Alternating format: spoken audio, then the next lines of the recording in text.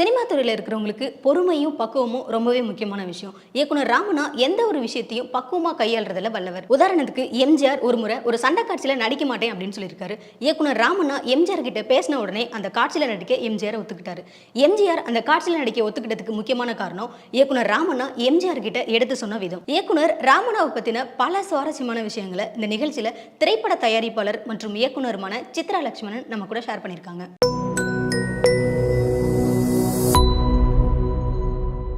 எம்ஜிஆர், சிவாஜி, ஜெய்சங்கர், ரவிச்சந்திரன் என்று 1960களிலும் 70களிலும் தமிழ் சினிமாவின் முன்னணி கதாநாயகர்களாக இருந்த எல்லோருடன் பணியாற்றியவர் தான் டி.ஆர். ராமண்ணா. தமிழ் சினிமாவின் முதல் கனவு கன்னியான டி.ஆர். ராஜகுமாரின் சகோதரர் அவர். தமிழ், தெலுங்கு, கன்னடம், ஹிந்தி போன்ற பல மொழிகளிலே பல வெற்றி படங்களை தந்துள்ள ராமண்ணாவிற்கு எந்த தமிழ் சினிமா இயக்குனருக்கும் இல்லாத இன்னொரு பெருமையும் உண்டு. மக்கள் திலகம் எம்ஜிஆரும் நடிகர் திலகம் சிவாஜியும் இணைந்து நடித்த ஒரே படமான குண்டு கிளி படத்தை இயக்கியவர் அவர்தான் என்பதுதான் அது. டி.ஆர். ராமண்ணாவை பொறுத்த வரைக்கும் ஒரு கதாநாயகனைப் போல மிக அழகான தோற்றம் கொண்டவர்.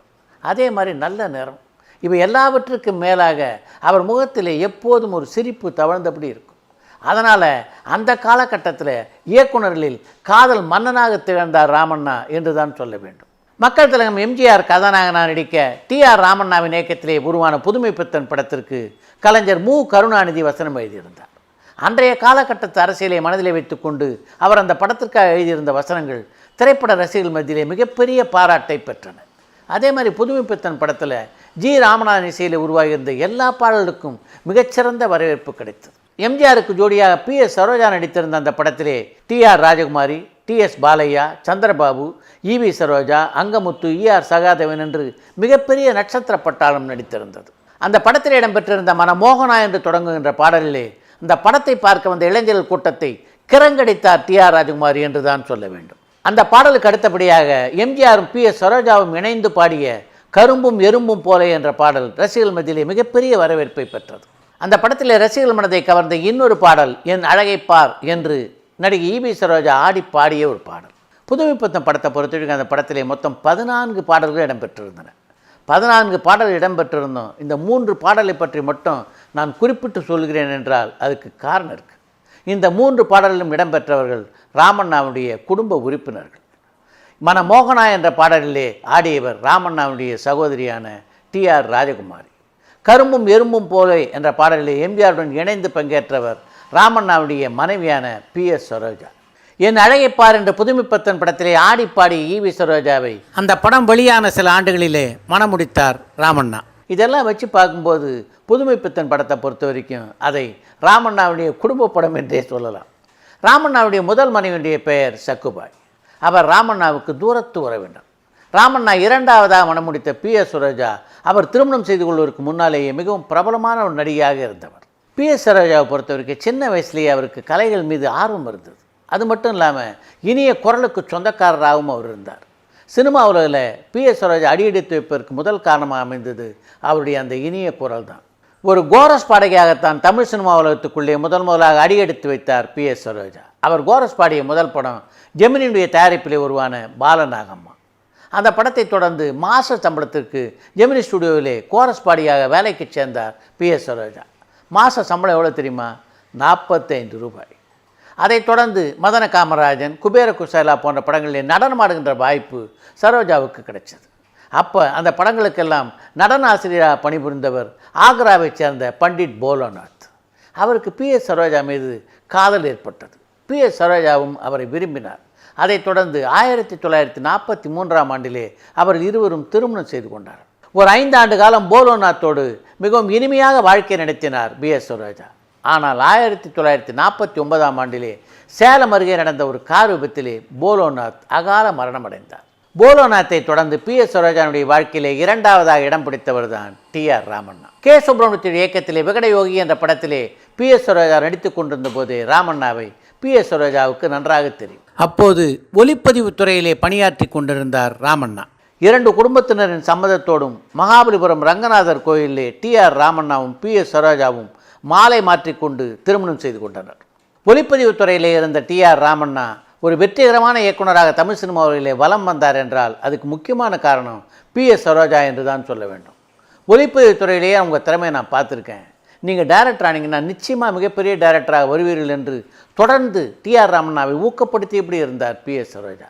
அதைத் தொடர்ந்து தான் தன்னுடைய சகோதரி டிஆர் ராஜகுமாரி பெயர் உள்ள முதலெழுத்தையும் தன்னுடைய பெயரிலே இருந்து முதலெழுத்தையும் சேர்த்து ஆர்ஆர் பிக்சர்ஸ் என்ற பெயரில் ஒரு பட நிறுவனத்தை துவங்கிய டிஆர் ராமண்ணா அந்த நிறுவனத்தின் சார்பிலே வாழ பிறந்தவள் என்ற படத்தை இயக்கினார். அந்த படத்திலையும் கதாநாயகன் நடித்தவர் பிஎஸ் சரோஜா தான். ஆனால் பிஎஸ் சரோஜாவும் டிஆர் ராமண்ணாவும் எதிர்பார்த்தபடி அந்த படம் மிகப்பெரிய வெற்றி படமாக அமையவில்லை.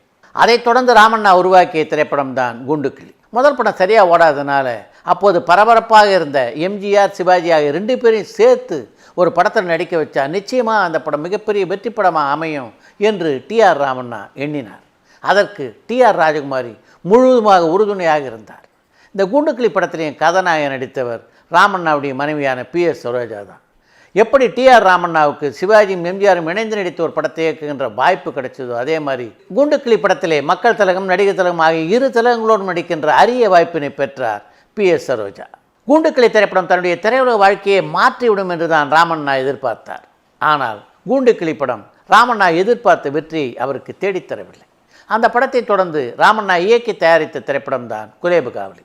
எம்ஜிஆருடன் டிஆர் ராஜகுமாரி, எஸ்வலட்சுமி, ராஜசுலோசனா ஆகியோர் நடித்த அந்த படத்திலே தான் ராமண்ணாவுடைய 3வது மனைவியான ஈவி சரோஜா முதலாக ராமண்ணாவுடைய இயக்கத்திலே நடித்தார்.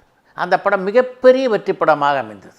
ஒரு கமர்ஷியல் படம் எப்படி அமைய வேண்டும் என்பதற்கு இலக்கணமாக அமைந்த படம் தான் குலேபு காவலி. அந்த ஃபார்முலாவை அந்த படத்திலே கையிலே எடுத்த ராமண்ணா தன்னுடைய வாழ்நாளின் இறுதி வரை அதை கைவிடவே இல்லை என்று தான் சொல்ல வேண்டும். இந்த வெற்றி படங்களை தொடர்ந்து ராமண்ணாவுடைய இயக்கத்திலே உருவானது தான் புதுமைப்பித்தன் படம். புதுமைப்பித்தன் படத்தில் எம்ஜிஆரும் பிஎஸ் சரோஜாவும் வாள் சண்டை போடுவது போல ஒரு காட்சியை அமைத்திருந்தார் ராமண்ணா. அந்த காட்சி நடிக்கிறதுக்கு எம்ஜிஆருக்கு அவ்வளவா விருப்பம் இல்லை. ஒரு பெண்ணோட நான் சண்டை போடுற காட்சியை நிச்சயமாக என்னுடைய ரசிகர்கள் ரசிக்க மாட்டார்கள் என்பது எம்ஜிஆருடைய வாதமாக இருந்தது. இந்த காட்சியை பொறுத்த வரைக்கும் இது நிச்சயமாக படத்துக்கு தேவையான ஒரு காட்சி. நீங்கள் வேணால் ஒன்று செய்யுங்க, இடது கையால் சண்டை போடுங்க, அந்த ஸ்டைல் புதுசாக இருக்கிறதுனால உங்கள் ரசிகர்கள் நிச்சயமாக அந்த காட்சியை விரும்பி பார்ப்பார்கள் என்று சொல்லி அந்த காட்சி நடிக்க எம்ஜிஆருடைய சம்மதத்தை பெற்றார் டிஆர் ராமண்ணா. அந்த காட்சியை நடிக்கிறதுக்கு எம்ஜிஆர் கடைசியில் ஒத்துக்கிட்டார்னா அதுக்கு முக்கியமான காரணம் ராமண்ணா சொன்ன லாஜிக் இல்லை, ராமண்ணா சொன்ன முறை. படப்பிடிப்பு தளத்தில் ராமண்ணா கோவப்பட்டு பேசியோ ஆத்திரமாக கத்தியோ இந்த சினிமா உலகில் யாராலும் பார்த்துருக்க முடியாது. ஏன்னா ராமண்ணாவை பொறுத்த வரைக்கும் அவருடைய முகமே சாந்தமான முகம். அதில் ஒரு வசீகரமான புன்னகை எப்போதும் தவழ்ந்து கொண்டே இருக்கும். இது எல்லாத்துக்கும் மேலாக எப்போதுமே அவர் அதிர்ந்து பேச மாட்டார். மிகுந்த தன்மையோடு தான் தன்னுடைய வாதங்களை எல்லோரிடமும் எடுத்து வைப்பார். அதனால தான் அவர் படத்தில் நடிக்கின்ற கலைஞர்கள் யாரும் அவர் சொன்ன வார்த்தைக்கு எதிர்ப்பு சொன்னதே இல்லை என்று சொல்லலாம். புதுமைப்பித்தன் படத்தில் எம்ஜிஆரும் பிஎஸ் சரோஜாவும் சண்டை போடுவதாக அமைந்த அந்த காட்சி மிகச்சிறப்பாக அமைந்தது என்றால் அதுக்கு பிஎஸ் சரோஜாவும் ஒரு முக்கியமான காரணம். பிஎஸ் சரோஜா இயல்பாகவே ஒரு துணிச்சலான பெண்மணி. மரத்து மேலே ஏறணும் அப்படின்னு டைரக்ட் சொன்னால் அடுத்த நொடி மரத்து மேலே இருப்பார் அவர். அதே மாதிரி கீழே இறங்கினாலும் யாருடைய உதவியுமின்றி கீழே இறங்கக்கூடிய ஒரு ஆற்றலை அவர் பெற்றிருந்தார். அப்படிப்பட்ட திறமைகளுக்கு சொந்தக்காரராக பிஎஸ் சரோஜா இருந்த காரணத்தினால்தான் சண்டை பயிற்சியாளரிடம் முறையான பயிற்சியை பெற்று அந்த சண்டை காட்சியில் எம்ஜிஆருக்கு சமமாக நடித்திருந்தார் பிஎஸ் சரோஜா. டிஆர் ராமண்ணாவின் 3வது மனைவியான ஈவி சரோஜா நடித்த முதல் படம் என் தங்கை. சிவாஜி நடித்த பராசக்தி படம் வெளியான அதே 1952ஆம் ஆண்டிலே தான் என் தங்கை படமும் வெளியானது. என் தங்கை நாடகமாக நடத்தப்பட்ட போது அதிலே அண்ணன் வேடத்தில் நடித்தவர் சிவாஜி. அதே நாடகம் படமாக்கப்பட்ட போது அதிலே அண்ணன் வேடத்தை எம்ஜிஆர் ஏற்க அவருக்கு தங்கையாக ஈவி சரோஜா அந்த படத்தில் நடித்திருந்தார். அந்த படத்துக்கு அப்புறம் ஈவி சரோஜாவுக்கு தொடர்ந்து பல வாய்ப்புகள் கிடைக்க தொடங்கின. ராமண்ணாவினுடைய இயக்கத்திலே ஈவி சரோஜா நடித்த முதல் படமாக குலேபு காவலி அமைந்தது. அந்த படத்துடைய படப்பிடிப்பின் போதே ஈவி சரோஜாவின் மீது ராமண்ணாவிற்கு ஒரு ஈர்ப்பு ஏற்பட்டிருக்க வேண்டும் என்று தான் நான் நினைக்கிறேன். ஏன்னா அதற்கு பின்னாலே ராமண்ணா தயாரித்த எல்லா படங்களிலும் ஈவி சரோஜா இடம்பெற்றிருந்தார். அவர் இயக்காமல் தயாரித்த மணப்பந்தல் படத்திலே கூட ஈவி சரோஜாவுக்கு முக்கியமான ஒரு பாத்திரத்தை தந்திருந்தார் ராமண்ணா. அவர்களது திருமணம் எந்த தேதியில் நடைபெற்றது என்பதை பற்றிய குறிப்புகள் எதுவுமே வலைதளத்தில் இல்லை என்றாலும் வலைதளத்திலே இன்னொரு குறிப்பு இருக்கிறது. அது தன்னுடைய 26வது வயதிலே திருமணத்திற்கு பின்னாலே ஈவி சரோஜா திரைப்பட உலகிலிருந்து விலகிவிட்டார் என்பதுதான் அது. அதை வைத்து கணக்கிட்டு பார்க்கும்போது 1961 அல்லது 62ஆம் ஆண்டிலே அவர்களது திருமணம் நடைபெற்றிருக்கக்கூடும் என்று ஊகிக்க தோன்றுகிறது.